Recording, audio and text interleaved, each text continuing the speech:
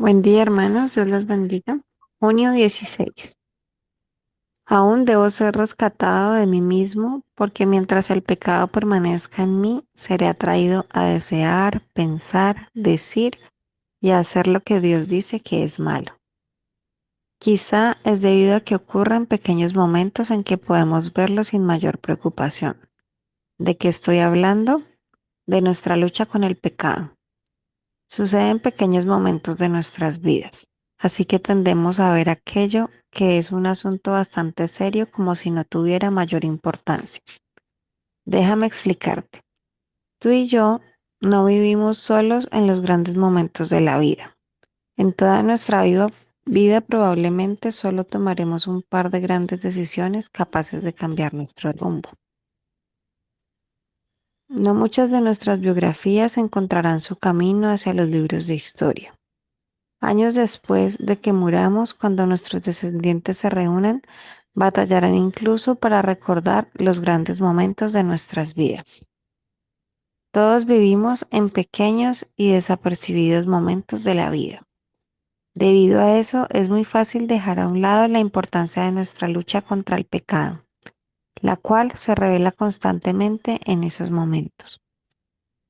Los pequeños momentos de la vida son profundamente importantes, debido a que es precisamente ahí donde se lleva a cabo la mayor parte de nuestras vidas. Piénsalo de esta manera. El carácter de una persona no se define en dos o tres grandes momentos de la vida.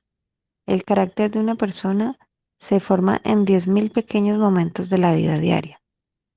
El carácter que se forma en esos pequeños momentos de la vida, lo que determina cómo piensas y cómo respondes en los grandes. Así que esos pequeños pecados no son para nada pequeños en realidad. Aquella respuesta grosera, el orgullo del yo primero, el momento de lujuria en el centro comercial, el enojo hacia alguien que se puso en tu camino, aquellos pensamientos de amargura, tu adicción a los pequeños placeres, la impaciencia con un ser querido. Claro, todos suceden en pequeños momentos que pasan tan rápido que no los puedes percibir, pero ellos son indicadores de un corazón profundamente necesitado. Ellos nos recuerdan que no hemos sobrepasado nuestra necesidad de la gracia redentora. Nos dicen que seguimos necesitando lo que hemos encontrado en Cristo. Nos llaman a estar alertas y a tomar las cosas con seriedad. La guerra por nuestros corazones no ha terminado. Nuestra necesidad por un Salvador conquistador no ha concluido. Estos pequeños momentos realmente apuntan a algo que es enorme: nuestra lucha con el pecado y nuestra necesidad de la gracia, que solo podemos encontrar en nuestro Salvador, el Rey, el Cordero, el Señor Jesucristo. Para profundizar y ser alentados, Romanos 7, versículo 14 al 25. Gracias, Tita. Bueno, familia, muy buenos días. Dios les bendiga. Como leía nuestra hermana Tita, el devocional de hoy hay que prestarle mucha atención. ¿Por qué lo digo? Porque nosotros somos más propensos a pensar a cuidarnos de los grandes pecados que de los pequeños pecados. Y pequeño, grande, todo es pecado. Los más peligrosos son los más pequeños. Y vamos a ver esa guerra que casi siempre se pierde. Pero gracias a Dios por la victoria que es en Jesucristo. Podemos perder muchas batallas, pero la guerra ya está ganada de la cruz. Y el devocional de hoy tiene dos textos base. Uno para profundizar, que es Romanos 7, 15 al 23, y uno adicional que es 2 Samuel 11, el 1 al 5. Y dice la palabra del Señor: porque lo que hago no lo entiendo, pues no hago lo que quiero, sino lo que aborrezco, eso hago. Y si lo que no quiero, esto hago, apruebo que la ley es buena, de manera que ya no soy yo quien hace aquello, sino el pecado que mora en mí. Yo sé que en mí, esto es, en mi carne, no mora el bien, porque el querer el bien está en mí, pero el no hacerlo. Porque no lo hago, porque no hago el bien que quiero, sino el mal que no quiero, eso hago. Y si hago lo que no quiero, ya no lo hago yo, sino el pecado que mora en mí. Así que queriendo yo hacer el bien, hallo esta ley, que el mal está en mí.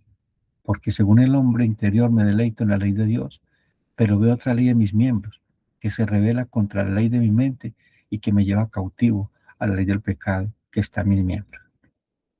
Segunda Samuel 11, 1 al 5. Aconteció en el año siguiente, en el tiempo que los reyes salen a la guerra, que David envió a Joab y con él a sus siervos y a todo Israel, y destruyeron a los amonitas y sitiaron a Raba. Pero David se quedó en Jerusalén. Y sucedió un día, al caer la tarde, que se levantó David de su lecho y se pasaba y se paseaba sobre el terrado de la casa real y vio desde el terrado una mujer que se estaba bañando, la cual era muy hermosa. Envió a David a preguntar por aquella mujer y le dijeron, aquella es Betsabé, hija de Eliam, mujer de Urías el Eteo, y envió mensajeros y la tomó y vino a él y durmió con ella. Luego ella se purificó de su inmundicia y volvió a su casa.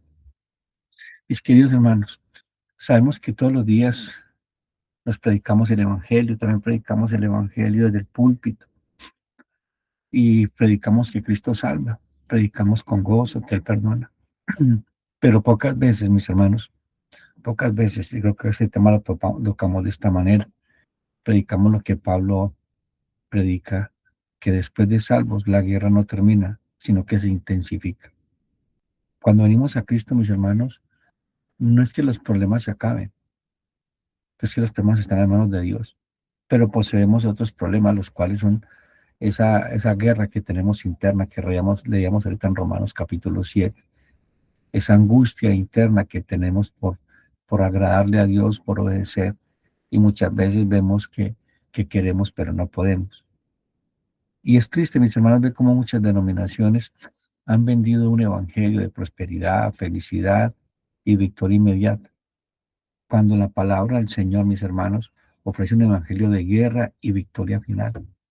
Hay un ya y un todavía no, que ya le hemos predicado el ya, pero todavía no.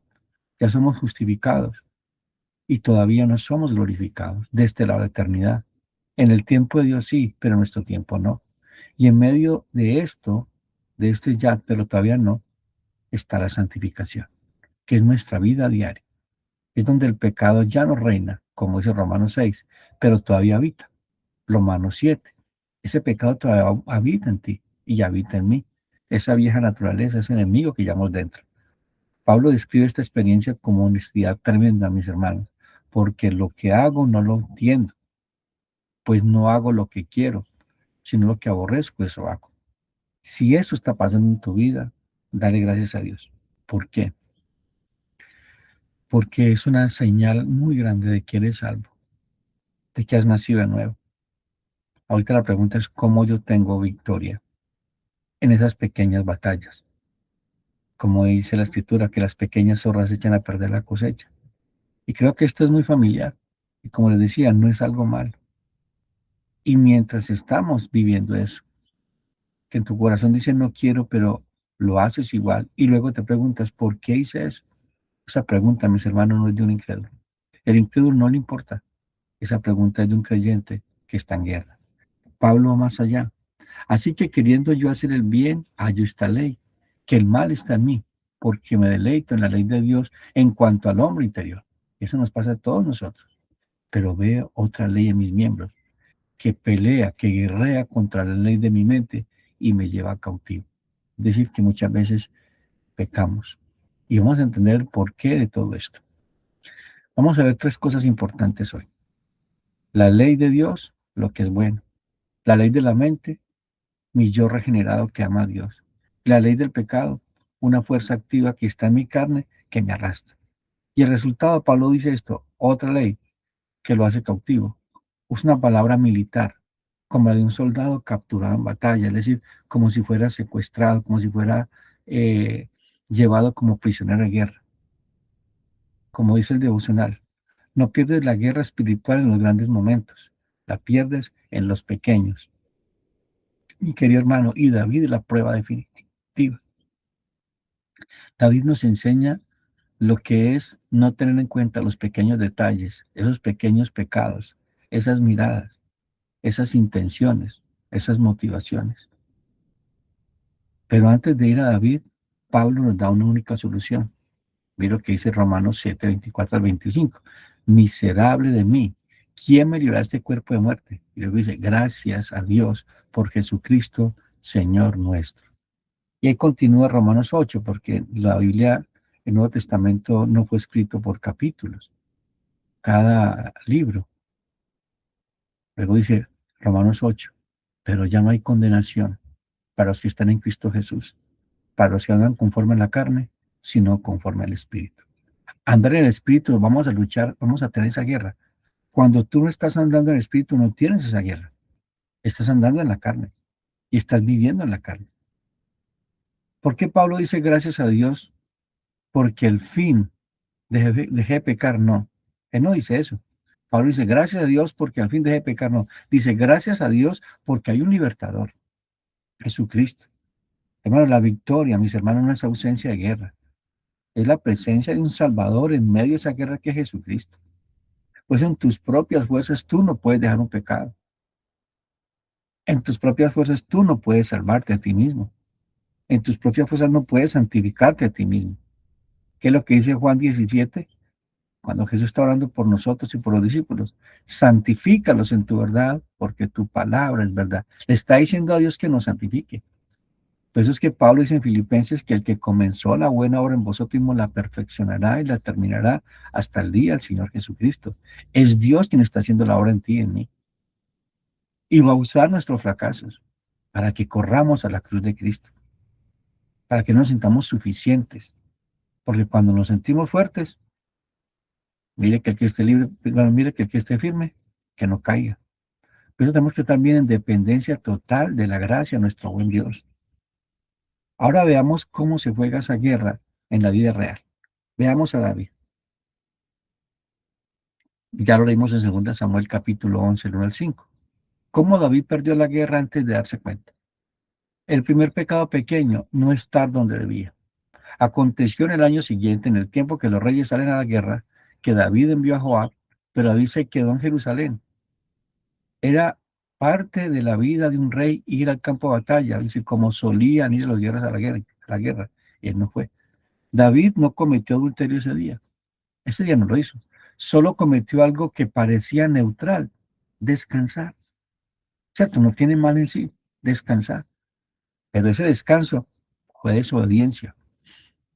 Como rey debía liderar, como ungido de Dios, es decir, enviado de Dios como rey, debía estar al frente de su equipo, de su ejército, de su nación. Él se quedó. ¿Cómo conectamos eso con Romanos 7? David no pensó. Mire, David no pensó que voy a pecar con esto. Pensó, merezco descansar. Esa es la autojustificación del pecado pequeño. Pablo diría, no entendía lo que hacía. Romanos 7:15. El pecado pequeño siempre se disfraza de una necesidad legítima. Es que merezco esto. Es que te necesito hacer esto. Recordemos que engañoso es el corazón del hombre. Nuestra vida debe estar dirigida totalmente y absolutamente por lo que dice el Señor, no lo que pienso, imagino que me parece que es bueno. Hay caminos que le parecen al hombre buenos, pero al final son caminos de muerte, y eso le pasó a David. ¿Dónde te has quedado en casa espiritualmente? ¿Dónde estás enviando a otro? Tu esposo, tu esposa, tus hijos, tu familia. A la guerra mientras tú te sientas en la azotea de tu comodidad. Ese es tu primer pecado. Y estoy hablando de los varones de la iglesia o aquellas mujeres que son cabezas de familia. Mis hermanos, Dios nos ha puesto a liderar. ¿Se acuerdan que fue la orden que le dio Dios a Adán? Que cuidara el huerto, que labrara el huerto. Él no cuidó, lo más importante. David peleó 1000 batallas, pero perdió la más importante, con él mismo. El otro segundo pequeño pecado, la mirada que demora. Y vio desde la azotea una mujer que se bañaba, la cual era muy hermosa. El verbo hebreo que usa aquí el escritor es el mismo que usa en Génesis. La mujer vio que el árbol era bueno. No es una mirada inocente, es una mirada que examina, que codicia, que se demora. Los expertos en neurociencia, mis hermanos, dicen una mirada normal dura entre 0 y 3 segundos. Una mirada de lujuria dura más de 3 segundos. Y en esos 3 segundos el cerebro ya ha decidido. David tuvo esos 3 segundos y no apartó sus ojos. No los apartó. Se dejó arrastrar, seducir por lo que estaba viendo. ¿Qué había en el corazón? Eso es lo que hay en el corazón de David. Porque nosotros pecamos de lo que hay en nuestro corazón, de lo que es mi tesoro en mi corazón. ¿Cómo conectamos con Romanos 7? Pablo dice, el pecado habita en mí. Claro que sí, es un habitante. No necesita un acto grande, le basta una mirada de 3 segundos. Por eso Jesús dijo, el que mira para codiciar ya adulteró, Mateo 5:28. El pecado ya se consumó en el corazón antes de que el cuerpo se mueva. La pregunta, ¿qué has mirado esta semana por 3 segundos? Más de lo que debías. Una pantalla, una persona, un recuerdo, un pensamiento. Hermano, la mirada no es neutral. Es el segundo escalón de la escalera hacia nuestro desastre. Tercer pecado pequeño, preguntar lo que no debía. Envió a David a preguntar por aquella mujer y dijeron, aquella es Betsabé, hija de Eliam, mujer de Urías el Eteo. No era cualquier mujer. Para que ustedes sepan, Eliam era uno de los consejeros del rey, de David. Y para acabar de completar, Urías el Eteo era uno de sus generales de los 300 valientes de David, que estuvieron con él todo el tiempo, aún en la cueva de Adulam. La información era una advertencia, que ojo con esa mujer, pero aún así no le importó. David estaba, mis hermanos, con una mujer que tenía dueño, y ese dueño era su soldado, de los más importantes, que en ese momento estaba en el campo de batalla, arriesgando la vida por él y por su nación. ¿Retrocede? No. David no retrocede. El pecado ya está racionalizado. El pecado ya lo tiene a él, o sea, ya decidió en su corazón. Urias ni se entera. Soy el rey, puedo hacerlo. Nadie se da cuenta. Y tengo autoridad para hacerlo. Tengo el poder para hacerlo. Pablo dice que el querer el bien está en mí, pero en hacerlo. Ese no. David quería el bien, seguramente, pero el hacerlo ya no estaba en sus manos. Una vez que entras en la escalera o en ese remolino, ya no hay nada que hacer. ¿Qué advertencia has ignorado esta semana? La voz del Espíritu diciendo no sigas. Un amigo que te confronta. Un hermano en la fe que te estorba. Un versículo que leíste, un devocional que escuchaste, este mismo devocional que ignoraste. Porque el pecado pequeño ya estaba tomando decisiones por él, ya lo controlaba. Ya en ese momento David era esclavo del pecado. En ese momento ya había perdido todo. Cuarto pecado pequeño, tomar lo que no era suyo.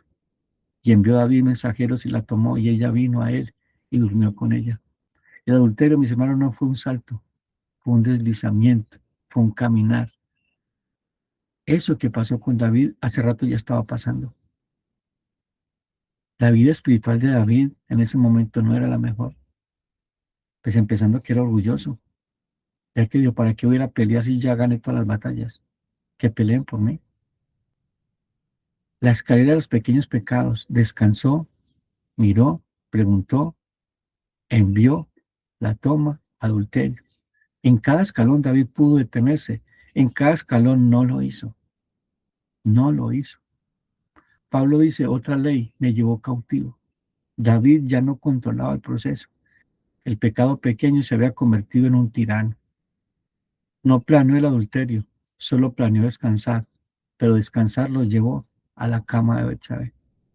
Fuerte, ¿no? Puedes ver esto en tu vida, una escalera que estás caminando. Peldaño, ¿en qué peldaño estás? Y también puede ser una advertencia. Mira tu vida, mira tu corazón, miremos nuestro corazón. La escritura dice, examinaos a vosotros mismos si estáis en la fe, o acaso no conocéis al Señor.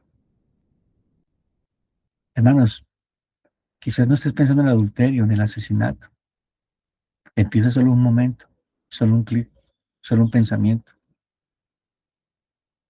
Incluso la escritura dice que si hay un resentimiento en contra de alguien, solucionalo. ¿Por qué? Porque ese sentimiento empieza a crecer.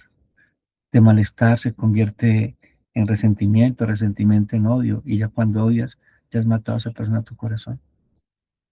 Una raíz de amargura. Y luego sin darnos cuenta, estás en el lugar que juraste nunca estar. Quinto pecado pequeño, intentar ocultar. Betsabé queda embarazada. David ahora tiene un escándalo. Su respuesta no es arrepentimiento, su respuesta es más pecado pequeño. Llama a Urias del frente. Intenta de que duerma con su esposa. Urias no va. Él es más fiel que David. David lo emborracha. Ni borracho cede. Cada intento fallido empuja a David más bajo a otro pecado. Pablo dice, no lo haga el bien que quiero, sino el mal que no quiero. Eso hago. David quería arreglar el problema sin más pecado, pero el pecado ya tenía el control. Terminó haciendo lo que nunca imaginó. Y las consecuencias, ya las saben, fueron funestas. ¿Qué estamos ocultando esta semana? Mentiras pequeñas para cubrir otras. Manipulaciones para evitar la confrontación. El pecado pequeño siempre engendra más pecado pequeño, mi hermano. Eso es una espiral. Sexto pecado pequeño, y que no era pequeño, la orden de muerte de Urias el Eteo. Poned a Urias al frente de la batalla más reñida, retiraos de él para que sea herido y muera. Y hasta donde lo llevó ese pecado David. Lo que empezó con una siesta o con un descanso innecesario, terminó en asesinato. Un hombre justo muere. Y otros con él, porque él estaba con sus soldados, también caen con él. Betsabé quedó viuda, un hijo concebido en pecado, y todo porque David no fue a la guerra. Esta es la demostración. Pablo tenía razón. El pecado que habita en nosotros, si no es mortificado en los pequeños momentos, nos lleva cautivos a tragedias que nunca imaginamos. David no planeó ser el asesino, solo planeó no ir a la guerra. Hermanos, ¿qué estás planeando? ¿Qué cosa pequeña está planeando fuera de la voluntad de Dios? ¿Qué descanso? Ay, no voy a ir a la iglesia. Hoy no voy a leer la Biblia. A todos los días la leo. Esta película no es tan mala. Esta serie, esta amistad, esta llamada, este enlace que llegó al celular, esta pequeña mentira, un pequeño no. ¿Y ahora dónde estás o dónde vas a estar? La escalera del grito, la confrontación de Natán. Dios envía al profeta Natán. Natán cuenta la parábola. Un rico roba la única ovejita de un pobre. David se indigna. Mire cómo estaba David. Se indigna. Ese hombre debe morir. Es digno de muerte. Natán le dice, tú eres ese hombre. Hermano, la gracia en la confrontación. Dios no nos deja. Dios no dejó a David en su pecado. Lo confrontó para restaurarlo, no para destruirlo, sino para llevarlo a ponerlo de rodillas. A veces el amor de Dios se disfraza de un amigo que te dice la verdad, un pastor que te confronta, un versículo que te rompe. Eso es misericordia. El grito de David. David no se justifica, no minimiza, no dice no fue para tanto, no es tan malo. Usted se enoja por eso. No, eso no tiene importancia. Hermanos, tengan cuidado con eso. Dice David, porque yo reconozco mis rebeliones y mi pecado está siempre delante de mí. Contra ti solo he pecado. He hecho lo malo delante de los ojos de Dios. Salmo 51, del 3 al 4. Esa fue la diferencia de David con Saúl. Saúl justificó su pecado con el pueblo. David no justificó su pecado. Asumió las consecuencias de su pecado. Por eso fue restaurado. David entiende algo que muchos cristianos no entienden, mis hermanos. Todo pecado es, en última instancia, contra Dios. No solo contra Betsabé, no solo contra Urías, primero contra Dios. Por eso es serio el pecado, porque es contra un Dios que es santo, santo, santo. Mire la súplica de David. Crea en mí corazón limpio. Oh Dios, renueva un espíritu recto dentro de mí. No me eches de tu presencia, no quites de mí tu santo espíritu. David no pide fuerza o voluntad, Pide un nuevo corazón. No pide ayúdame a esforzarme más. No, pide haz tú lo que yo no puedo hacer. Miren la diferencia. Cuando tratas en tus fuerzas, vas a volver a caer. ¿Por qué? Porque no es en tus fuerzas. No es por obras, es por gracia. Eso que es exactamente lo que está haciendo David, lo que hace Romanos 7:24. Miserable de mí, ¿quién me librará? Y la respuesta, gracias a Dios por Jesucristo. La diferencia entre David y muchos cristianos. David dejó de fingir que podía manejarlo, gritó, se rindió, fue restaurado. Muchos no gritan, siguen diciendo, puedo con esto. Siguen confiando en su fuerza de voluntad, siguen minimizando sus pecados pequeños, por eso siguen cayendo. La solución, Cristo como Rey, Él sí fue a la guerra, de la azotea de David a la cruz. ¿Se acuerda que el profeta Natán le dijo, no morirás? Tu pecado ha sido remitido, es decir, tu pecado ha sido puesto en otro. ¿En quién? En Jesucristo. David fue un rey que no fue a la guerra. Jesús es el rey que sí fue. David se quedó en la azotea, miró, codició, cayó. Jesús subió a otra azotea, al monte de la tentación. Y cuando el enemigo le mostró todos los reinos del mundo, Jesús no miró con lujuria, con poder. Dijo, al Señor tu Dios adorarás y solo a él servirás. Mateo 4:10. David tomó a la mujer de otro. Jesús en la cruz tomó sobre sí la esposa de otro, es decir, la iglesia. Le pertenecía a Satanás y la rescató con su sangre, mis hermanos. Jesús murió por los pecados de David y por todos nosotros. Se hizo un adúltero, se hizo un homicida, se hizo un borracho, se hizo un avaro, un lujurioso. Él tomó toda la inmundicia de nuestra oscura pecaminosidad. Se hizo pecado para que nosotros fuéramos justificados. David mató un hombre, Urías, para cubrir su pecado. Jesús, el hombre justo, fue asesinado en la cruz para cubrir el pecado de David y el de nosotros. Bueno, Jesús es el que tú necesitas. No necesitas de tus fuerzas, no necesitas que Dios te dé más fuerza. Necesitas ir al Jesús Todopoderoso, que en Él está la fuerza. Cuando soy débil, entonces fuerte soy. Mis hermanos, identifiquemos dónde estás. ¿Te has quedado en casa, en tu matrimonio, en tu paternidad, en tu vida devocional, en tu lucha contra el pecado? Deja la comodidad, ve a la guerra. Dios no nos llamó a estar en una azotea mirando el paisaje, nos llamó al campo de batalla. Somos soldados de Cristo y estamos en una guerra. Si no has entendido que estás en una guerra, hermanos, estás en problemas. Aparta la mirada del primer segundo. Haz pacto en tus ojos, como dijo Job. Cuando aparezca la tentación, la pantalla, el pensamiento, la persona, el recuerdo, no des los 3 segundos. Dale ni siquiera un segundo. Huye, huye, como hizo José. Salió corriendo, dejó la capa en las manos de la tentación. La capa es responsable, tu alma no.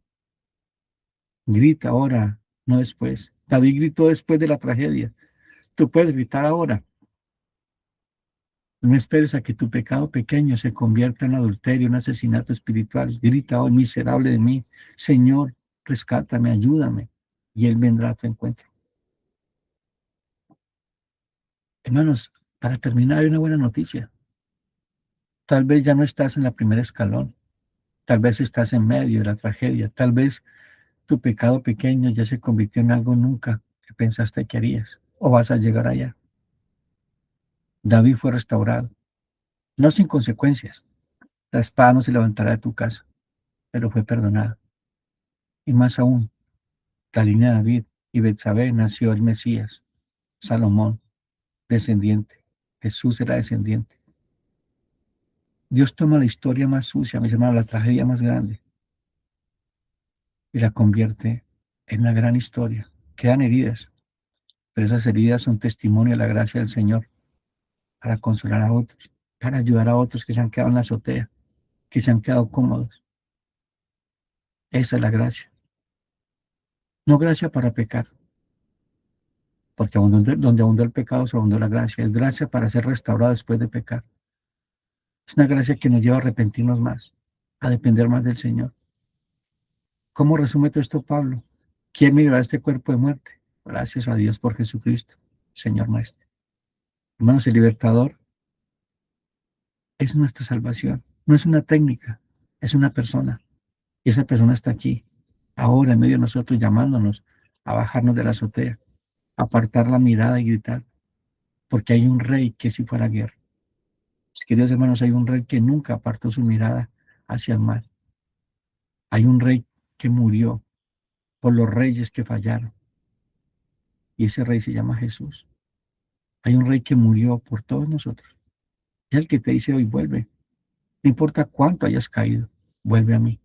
Mi gracia es suficiente para ti. Recordemos al hijo pródigo. Regresó a casa y su padre lo estaba esperando.